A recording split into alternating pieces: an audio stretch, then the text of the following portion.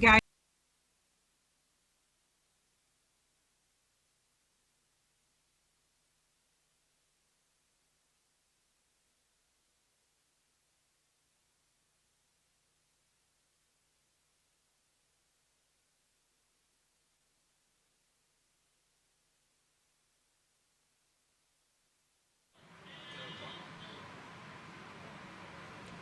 Welcome back to the afternoon session of the Senate. I'm your anchor for this afternoon, Jacques Hinkson Compton. Today is the 28th of May, 2020. We return after much debate from the upper house of Parliament on the motion to extend the state of emergency in St. Lucia. The state of emergency was to combat the effect of coronavirus or COVID-19, a pandemic around the world. And originally, the state of emergency was from the 27th of April to the 31st of May, and the 31st of May occurs on Sunday, this weekend. But now the extended state of emergency motion, which has been debated this morning and would continue to debate after the break we have just taken, will extend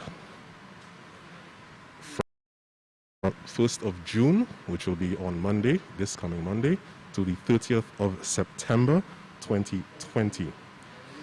Of course, if you have been following the news coming out of the Ministry of Health and Wellness, which has done a spectacular job of protecting St. Lucians and containing the potentially deadly virus, the island has had a trend of negative test results over the past few weeks.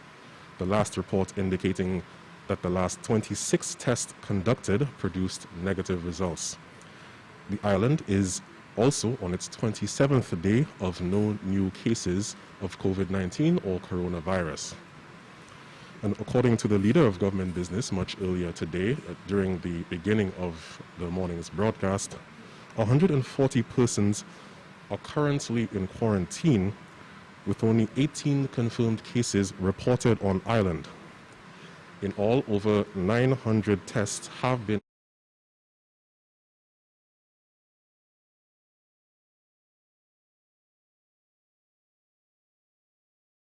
who have done an extraordinary job at the public education campaign to combat coronavirus.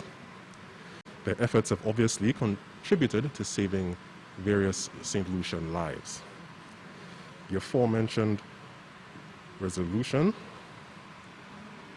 of course, I said, was debated earlier today from the beginning of the broadcast, and before the commencement of the debate, Senator Fortuna Belrose, the Minister with responsibility for culture and creative industries, delivered a very heartfelt tribute to local cultural icon, Miss Joyce Auguste. Miss Auguste was a career public servant, and St. Lucians will remember her as leader of folk singers group, the Huonora Voices. Miss Auguste actually passed away last week at the island mourns a patriot who has influenced the lives of so many people. Now, getting back to the motions, we have actually scheduled for the debate of 3 motions and 1 bill, the bill being an amendment to the CIP, or Citizenship Investment Program. As I mentioned before, the first motion gave Parliament the power to further extend the declaration of state of emergency, commencing from the 1st day of June to the 30th of September, in an effort to respond to the public health crisis caused by coronavirus or COVID-19 around the world. And I also want to mention that the second motion,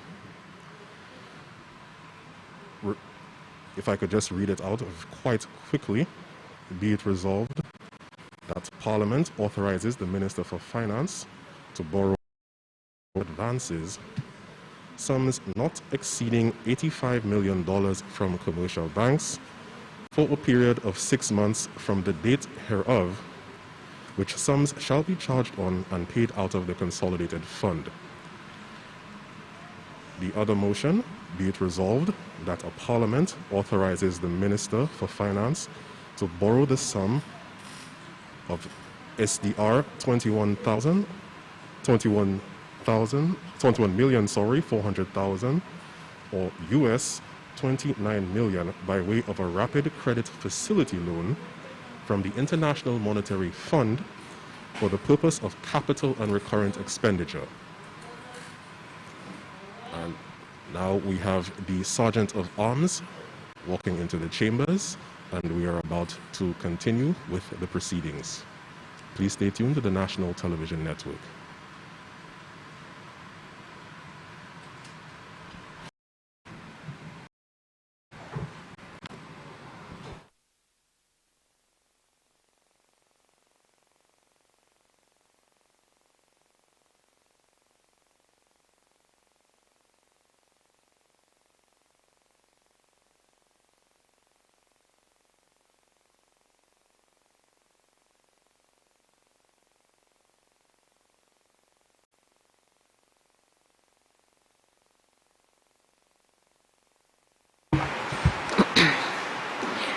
Honorable Senators, may I remind you that when the Senate rules, the question in debate was the further extension of the resolution of Parliament to approve the declaration of the state of emergency.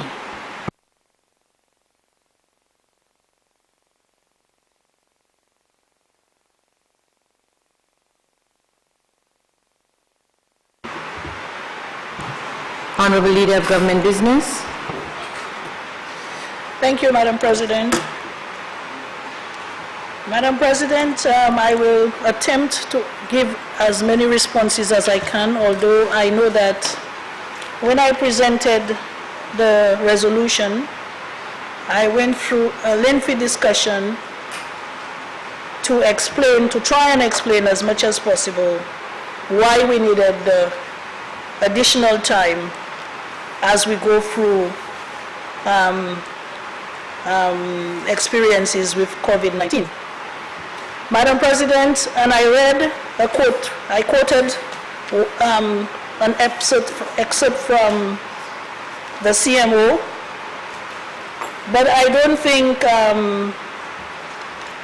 we were aware, or people were aware, that the quote, what I quoted, had part of it also spoke to the state of emergency. So, Madam President, if you will allow me, I will read it again, this time a little slower, so that we really pick up the gist of what she's saying, because it is extremely important that we know when we as a government put measures in place as far as COVID is concerned, it is really coming from the technical team and the central command unit. The technical team, the Central Command Unit, they meet every Monday, and that unit is made up of the CMO herself and other officers from other agencies of government, as well as the Tourist Board, I believe, Tourist Association, the Tourism Authority. I think that is one outside agency on that Central Command team. And this is the team that advises the Cabinet of Ministers in terms of the measures, recommendations coming from the team in terms of the measures that we ought to put in place to combat COVID-19. And I'm going to start by saying our Chief Medical Officer has informed us that although we have flattened our curve, as we lift the public health and social measures that were implemented to contain and reduce transmission, we anticipate the resurgence of cases with the opening of the borders, as most countries remain in active infection. She also indicated that our population remains susceptible to COVID-19, so the risk of transmission once introduced is likely.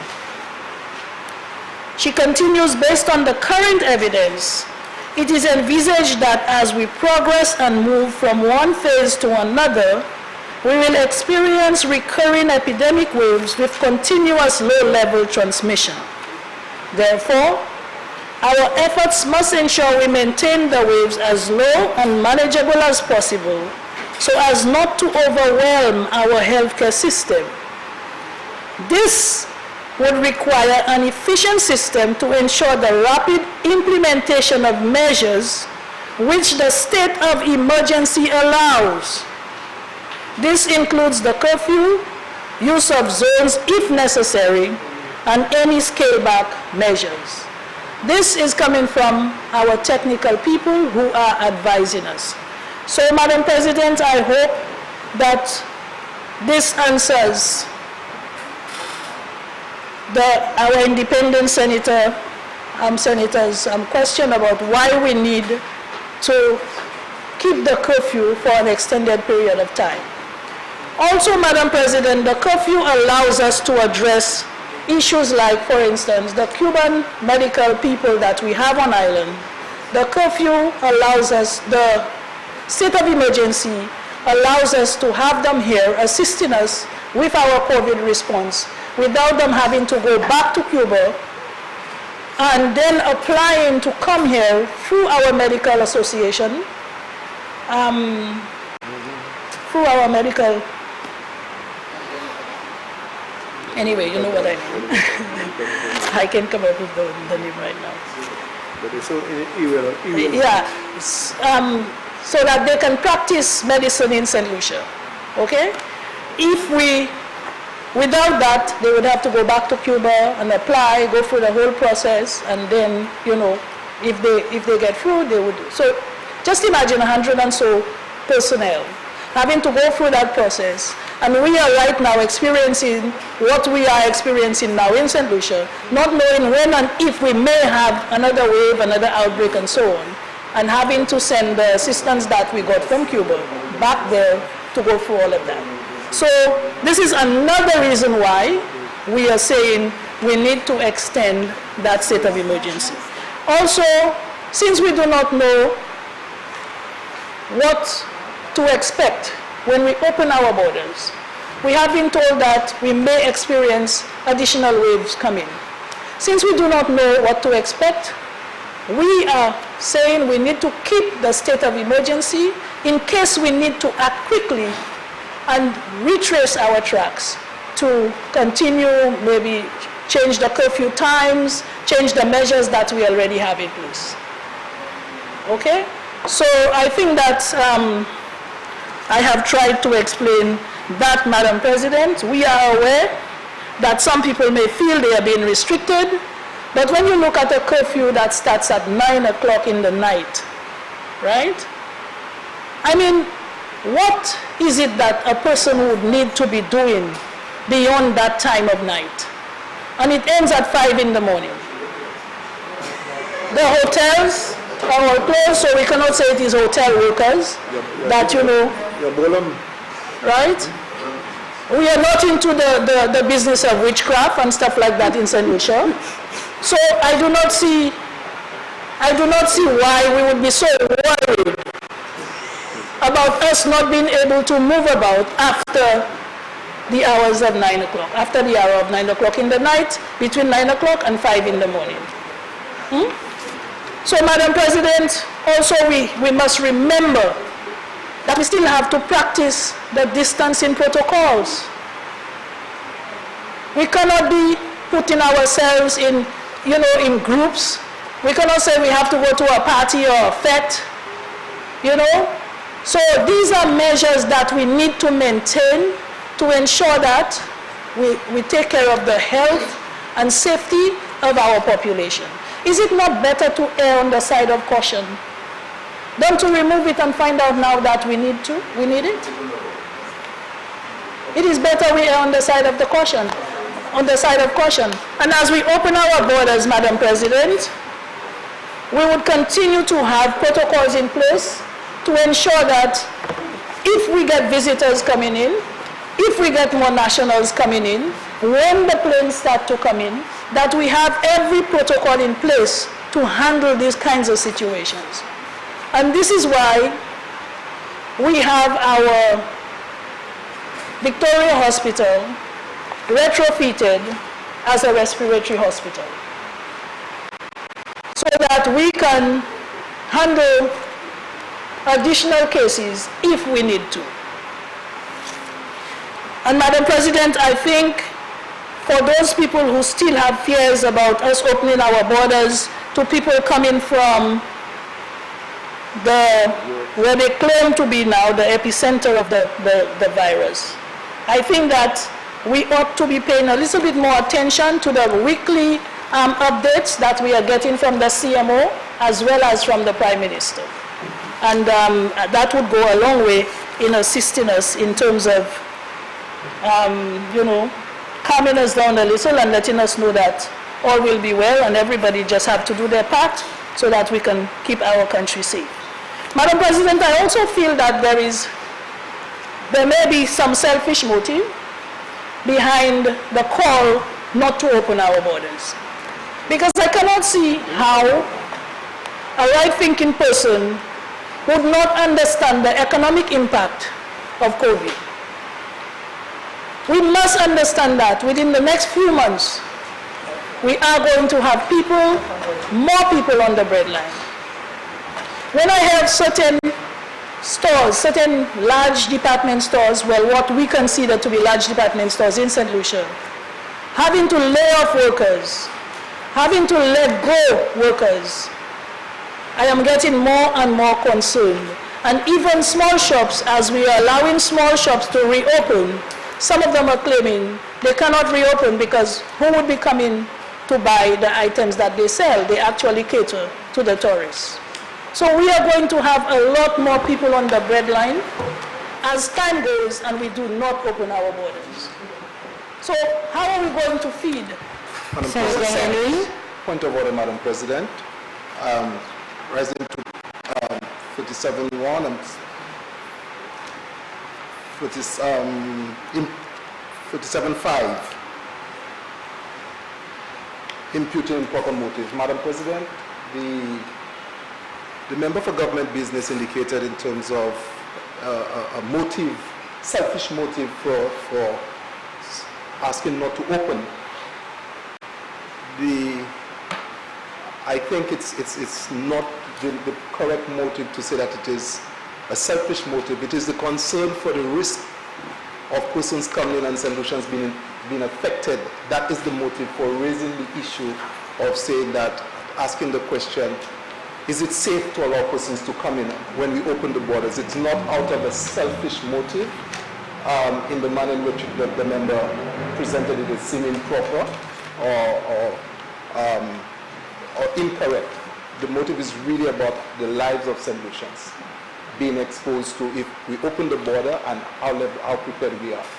I think the member wants to maybe speak to the issue somewhat differently. Senator, the member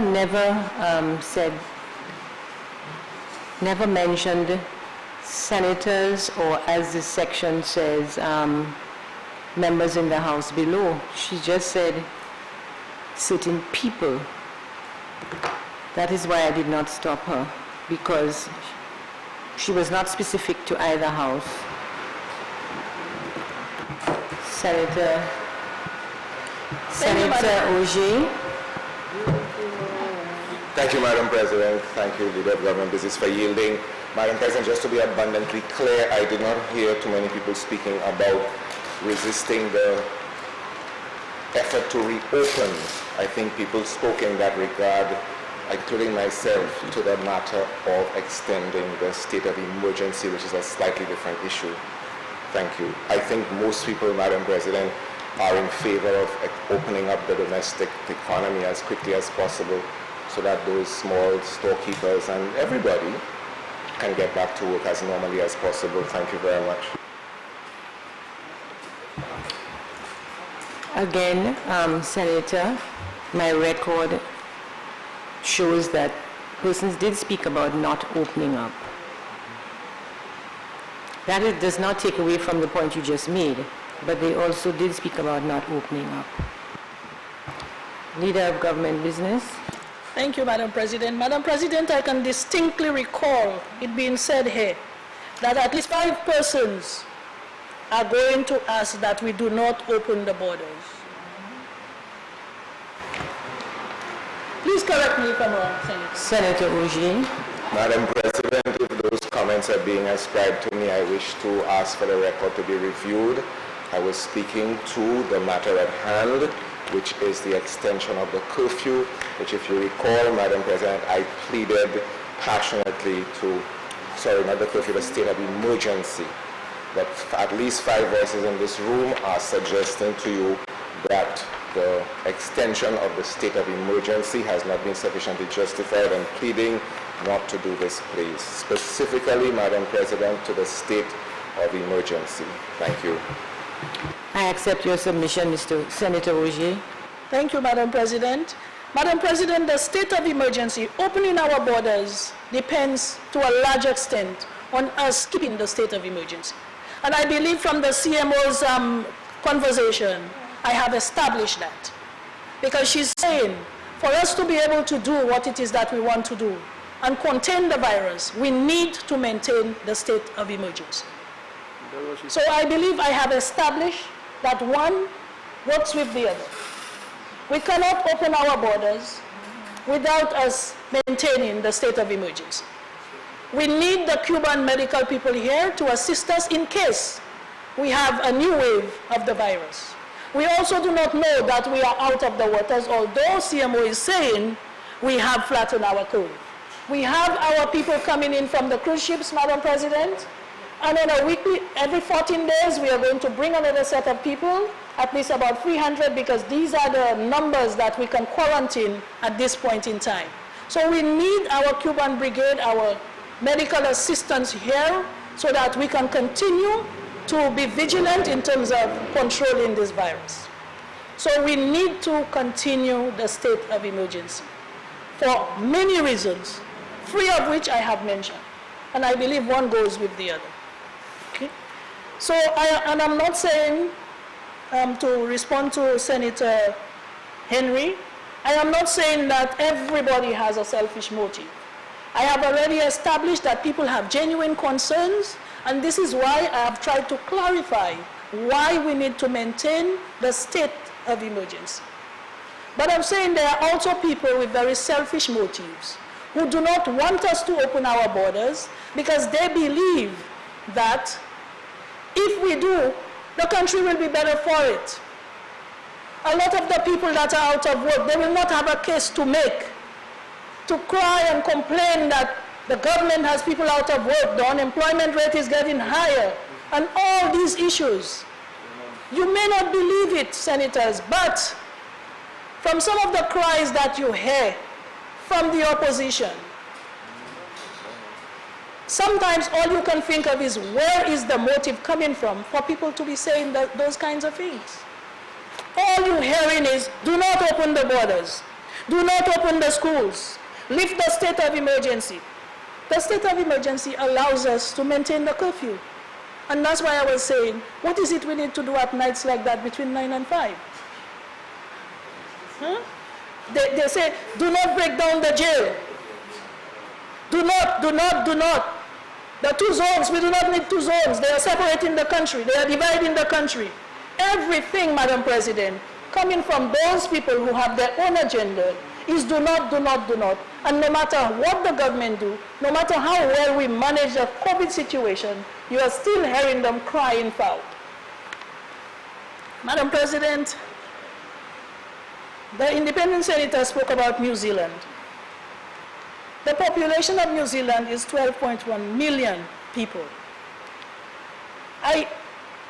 Schools have already reopened in New Zealand on a phased basis. They started opening since April 29. New Zealand had one of the most stringent lockdowns in the history of COVID, and they took those measures very, very early. The country went on a complete lockdown on March the 25th, and they remained on that lockdown until April 27th. Madam President, an entire month under a complete lockdown. I hardly think that we can say the same thing. We were under lockdown for only 7 days, and unfortunately, when we implemented that lockdown, we felt we had a crisis on our hands because of the porosity of our borders. We realized that people were coming in without us being able to get hold of them and manage them, and especially coming from Martinique, which at the time was a high COVID area. So this is why we imposed a only 7 days curfew. But looking at the impact it was having on our people, the CMO revised that and then advised or recommended a different measure so that we could release the lockdown gradually to make things a little easier for our people. And Madam President, we can say thank God we had instituted that lockdown because it went a long way in us containing the virus and the measures that we were put in place in St. Lucia, Madam President. And Madam President, I heard about I do not know how this got into this conversation, Madam President, about the jail, the prison being locked down. But I want to say here,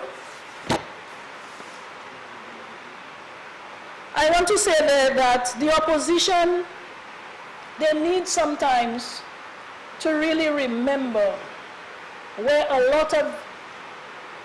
some of the things that we are doing, where these things originate. Madam President, it was their former leader of the opposition, the former Prime Minister of St. Lucia, who indicated that that prison should have been blown up. And I will not say by what measure, because I don't think we want to instill violence in this house. But all the time, Madam President, you always hear these statements being made in this house, Madam President. And sometimes I listen and I say, what a tangled web we weave. Now all of a sudden, the prison is gone. And let me repeat how Honorable Minister Guy Joseph said it.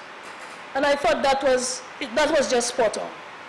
He said, you cannot destroy what has already been destroyed. All we did was clear the site. And that is exactly what happened. The thing was already destroyed. That place, Madam President, was a cesspool.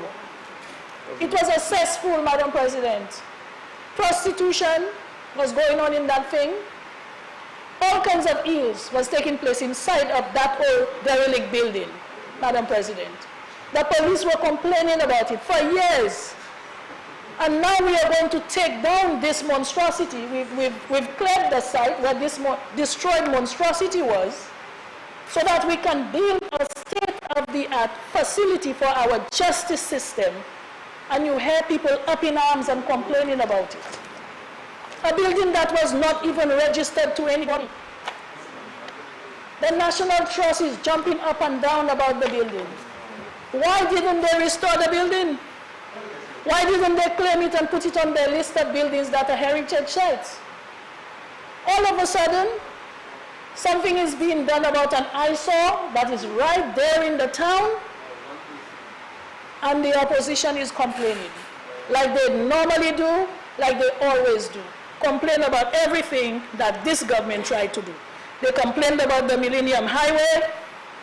They complained about the government buildings. They complain, and I will not even go any further on how much they're always complaining. But left to them, nothing good gets done in this country. They keep the people in poverty, and that is the best way they know how to control the people. But Madam President, my government is about empowering people. And this is why we want to reopen our borders, but we have to do so maintaining the state of emergency, because we need to maintain peace and order in our country. Peace and order, Madam President. But left to the opposition, strife and discord. That is all they know, strife and discord. So we are busy even in this honorable house, inciting people to rise up, stand up for your rights. What rights? Between 9 and 5 a.m.? You need to be exercising your rights? God created the darkness, Madam President, so people can sleep.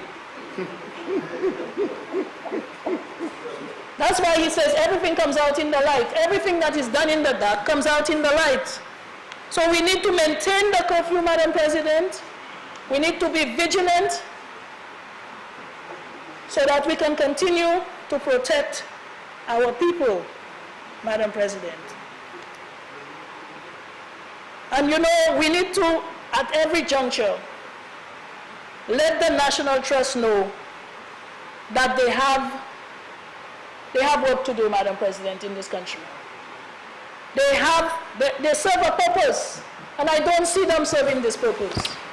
When we took over Senator, government, Madam Minister, President, let me remind you what the substantive motion is about. It's about the extension of the state of emergency. So please tie that to a substantive motion, or please move along.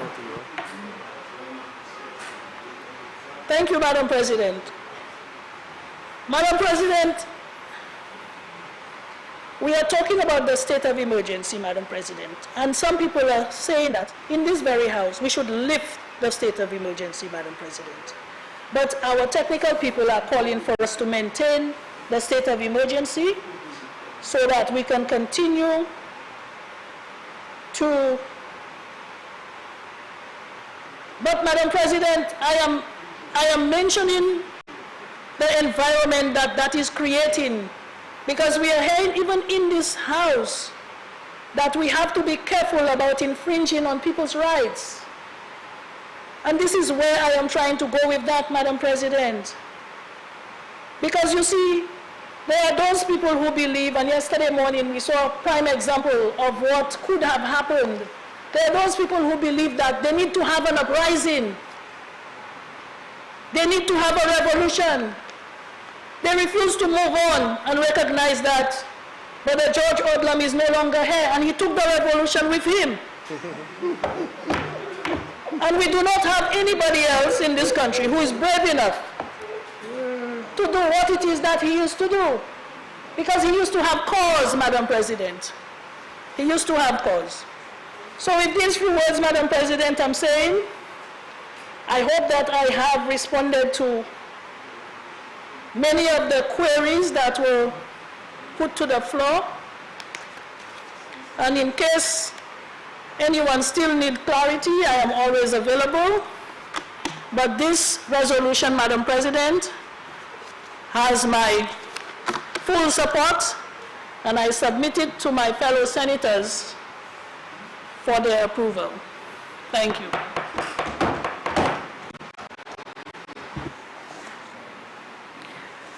Senators, the question is that Parliament further extend for an additional period commencing from the first day of June 2020 and ending the 30th September 2020 in accordance with Section 17(6) of the Constitution of St. Lucia, Cap 1.01, the Constitution of St. Lucia, extension of resolution of Parliament approving declaration of state of emergency passed as statutory instrument number 60 of 2020 that extended the state of emergency for an additional period commencing from the 27th day of April 2020 and ending on the 30th day of May 2020. I now put the question.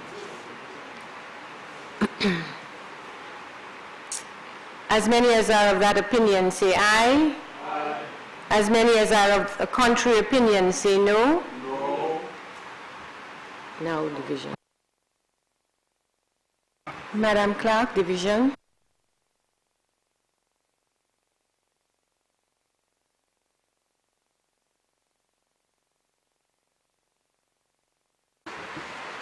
Senator Dr. Adrian Auger, how do you vote? Senator Fortuna Belrose, how do you vote? Aye. Senator Gideon Ferdinand, how do you vote? No. Senator Hermingle Francis, how do you vote? Aye. Senator Jerome Gideon, how do you vote? No. Senator Joachim Henry, how do you vote? No. Senator Mary Isaac, how do you vote? Senator Francisco Japierre, how do you vote? Aye. Senator Timothy Mangal, how do you vote? Aye. Senator Mauricia Thomas Francis, how do you vote?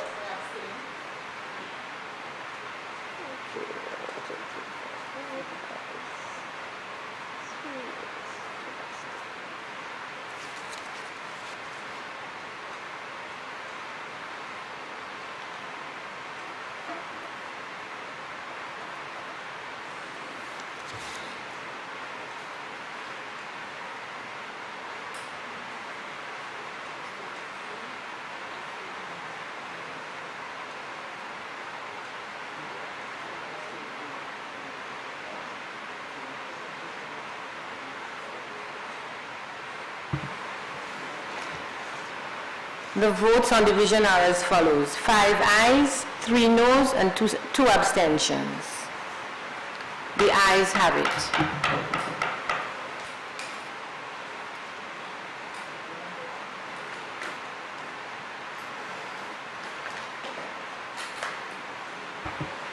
Honorable Leader of Government Business.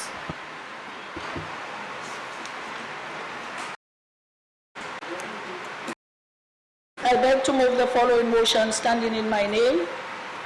Whereas it is provided by Section 38(1) of the Finance Administration Act, Cap 1501, that the Minister for Finance may, by resolution of Parliament, borrow money from a bank or other financial institution by means of advances to an amount not exceeding, in the aggregate, the sum specified in the resolution to meet current requirements, and such resolution shall not have effect for any period exceeding 6 months.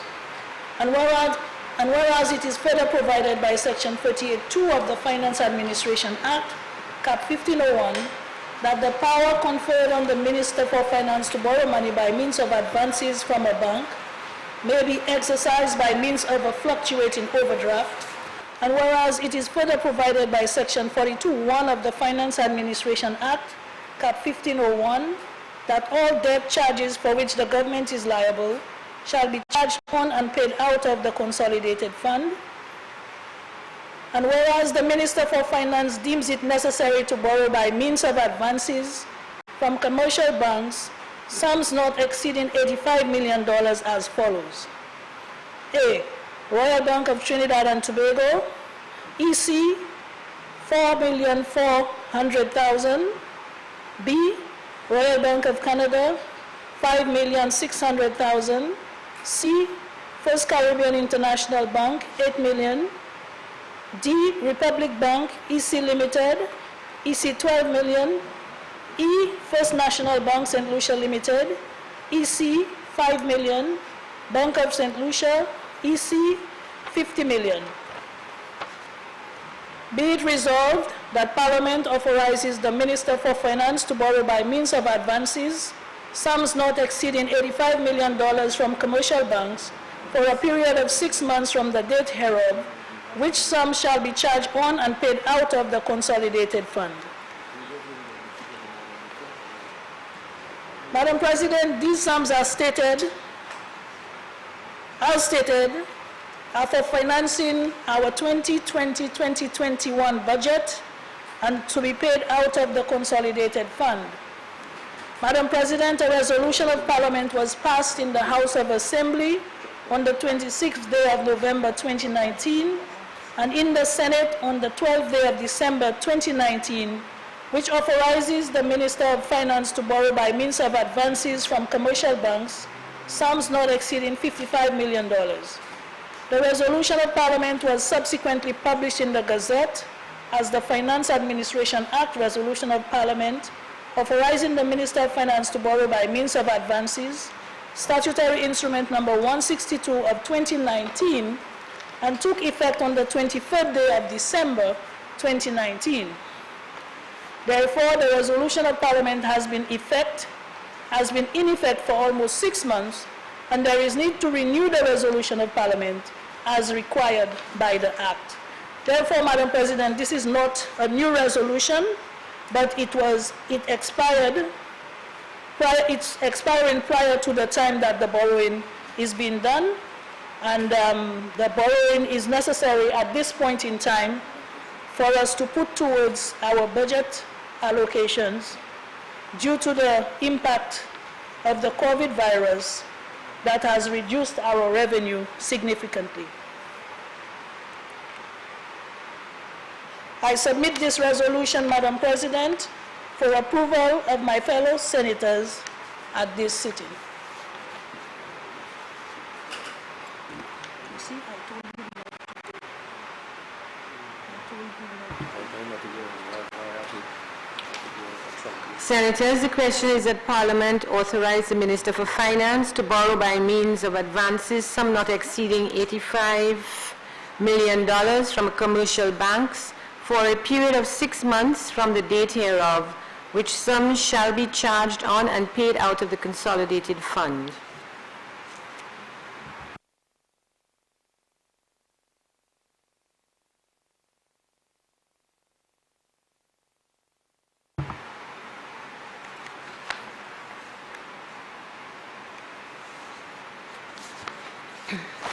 I now put the question. As many as are of that opinion, say aye. As many as are of that opinion, say no. I think the ayes have it.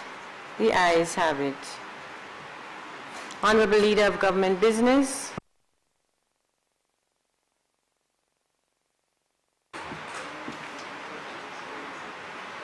Madam President, I beg to move the following motion standing in my name. Whereas it is provided by Section 39(1) of the Finance Administration Act, Cap 1501, that the Minister of Finance may, by resolution of Parliament, borrow money from a bank or other financial institution for the capital or recurrent expenditure of government, and whereas it is further provided by Section 42(1) of the Finance Administration Act, Cap 1501, that there shall be charged on and paid out of the consolidated fund debt charges for which the government is liable. And whereas the Minister of Finance considers it necessary to borrow the sum of SDR 21,400,000 or US dollars 29 million by way of a rapid credit facility loan from the International Monetary Fund for the purpose of capital and recurrent expenditure.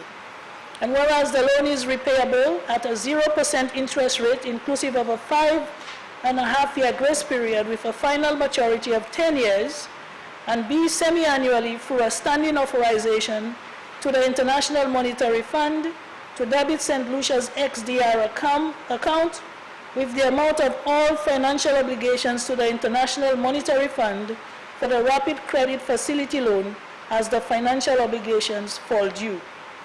Be it resolved that A, Parliament authorizes the Minister of Finance to borrow the sum of SDR $21,400,000, or US dollars 29 million by way of a rapid credit facility loan from the International Monetary Fund for the purpose of capital and recurrent expenditure. B, the loan is repayable, 1, I, at a 0% interest rate inclusive of a 5.5-year grace period with a final maturity of 10 years, and 2, semi-annually through a standing authorization to the International Monetary Fund to debit St. Lucia's XDR account with the amount of all financial obligations to the International Monetary Fund for the rapid credit facility loan as the financial obligations fall due. Madam President, this is another straightforward resolution, although much has been said about it. And I believe that when this COVID virus epidemic started, I heard the IMF managing director cautioning prime ministers that this was not a time for prime ministers to be afraid to borrow. Because you see, even at that level, they recognized that the pandemic had put all countries under pressure, and the expectation was that countries would have to borrow. So, Madam President, COVID, we all know, is a catastrophic event. Every country is grappling for ways and means of coping with the economic fallout from COVID, and St. Lucia is not immune to these challenges. Therefore, we have expressed the fact that we are not collecting as much revenue as we ought to be because, of course, our tourism industry, which is the mainstay of this country, has all been wiped out, and that will continue for at least 6 months. We've already gone through from February to now, and we are not seeing any end in sight, although we are trying to put all the necessary measures and protocols in place to open up our borders as soon as possible. But because of the due care that we have to take in doing so, we know that this situation is going to continue for a while from now. And Madam President, this is why, as a result of the lack of revenue that we have collected to date, this resolution is seeking to borrow $29 million from the IMF in order to put towards our recurrent and capital expenditure. I'm submitting this resolution to my fellow senators for their consideration. Thank you, Madam President.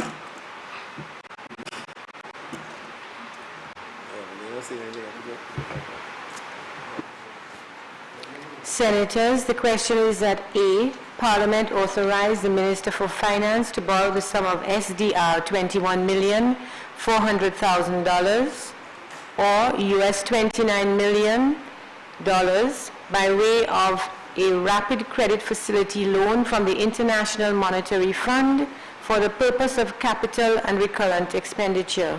B, the loan is repayable 1, at a 0% interest rate inclusive of a 5.5-year grace period with a final maturity of 10 years, and 2, semi-annually through a standing authorization to the International Monetary Fund to debit St. Lucia's XDR account with the amount of all financial obligations to the International Monetary Fund for the rapid credit facility loan as the financial obligations fall due.